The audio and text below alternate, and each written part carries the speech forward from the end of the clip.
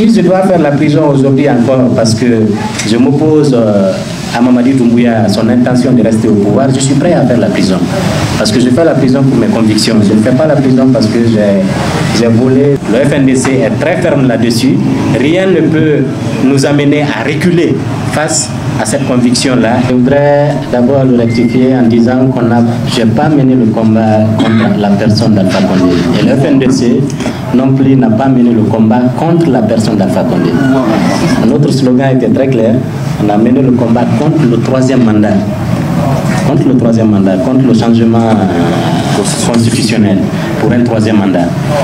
Et si vous menez un combat pour la conviction, pour des principes démocratiques et des droits de l'homme, vous n'avez pas à regretter les conséquences ou les résultats de ce combat-là. C'est ce qui fait qu'après le départ d'Alpha Condé, je ne regrette pas d'avoir fait 9 mois en prison. Le régime de Mamadi Doumbouya m'a arrêté avec mes collègues. On a fait 9 mois en prison, on est ressorti. Aujourd'hui, je suis interdit de sortir du territoire. On m'a bloqué par 2 fois à l'aéroport et on a dit que je ne sors pas. Mais je ne regrette pas parce que ce sont mes opinions. Je défends mes opinions.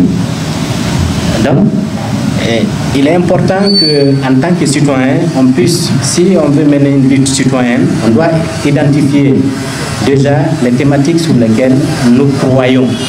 Moi, je crois à la démocratie. Je crois aux droits de l'homme. Donc, pour ces 2 thématiques-là, je suis prêt à me battre jusqu'au bout et je suis prêt à assumer les conséquences. Si je dois faire la prison aujourd'hui encore parce que je m'oppose à Mamadi Doumbouya, son intention de rester au pouvoir, je suis prêt à faire la prison. Parce que je fais la prison pour mes convictions. Je ne fais pas la prison parce que j'ai volé, j'ai détourné, j'ai fait ceci, j'ai fait cela. Et on savait très bien, en s'engageant dans ce combat-là, qu'il y a des conséquences. Vous savez, dans notre pays, pour des questions de liberté, pour des questions de droits de l'homme, pour des questions du pouvoir, il y a toujours des risques, il y a toujours des conséquences qui peuvent aller jusqu'à vous envoyer en prison. Donc, on ne regrette pas d'avoir mené le combat contre le troisième mandat.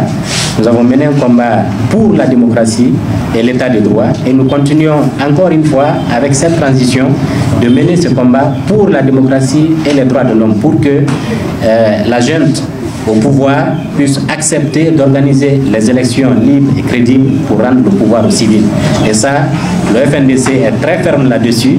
Rien ne peut nous amener à reculer face à cette conviction-là et face à cet objectif de retour à l'ordre constitutionnel dans notre pays. Si vous posez la question de savoir est-ce que la société civile se porte bien, il faut savoir qu'il y a dans le contexte de notre pays 2 types de société civile. Il y a la société civile qui travaille sur les thématiques de développement. C'est par exemple les organisations de la société civile qui travaillent sur des questions de gouvernance, sur des questions de droits des femmes, sur des questions de droits de l'homme, de corruption, entre autres. Nous les appelons la société civile bureaucrate. Il y a l'autre société civile, qui est une société civile du mouvement citoyen, une société civile de terrain qui travaille sur des questions politiques et démocratiques. Donc c'est comme le cas du FNDC, par exemple, c'est un mouvement citoyen de contestation sur des questions politiques et sur des questions de la démocratie. Donc, la première société civile se porte bien. La première société civile se porte bien parce qu'elle n'est pas en conflit avec l'État, elle reçoit des subventions, elle ne travaille pas sur des questions qui fâchent l'État.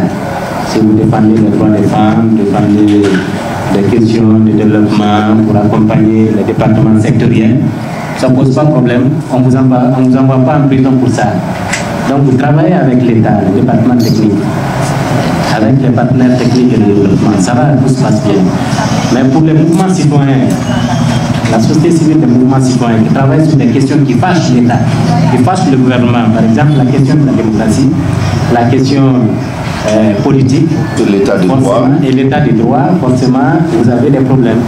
Et donc si on dit de ce point de vue que la société civile ne se porte pas bien, c'est pas que les acteurs qui animent cet espace de la société civile qui ne se portent pas bien, mais c'est que ces acteurs ont face à eux un obstacle majeur. Parce que vous faites la prison, on vous interdit de voyager, on vous interdit parfois de prendre la parole, parfois on agresse vos familles, Parce que justement, vous vous intéressez aux questions qui fâchent l'État. Donc voilà un peu ce que je pouvais ajouter à l'analyse faite par mon cher frère Abdel Fattah. Voilà.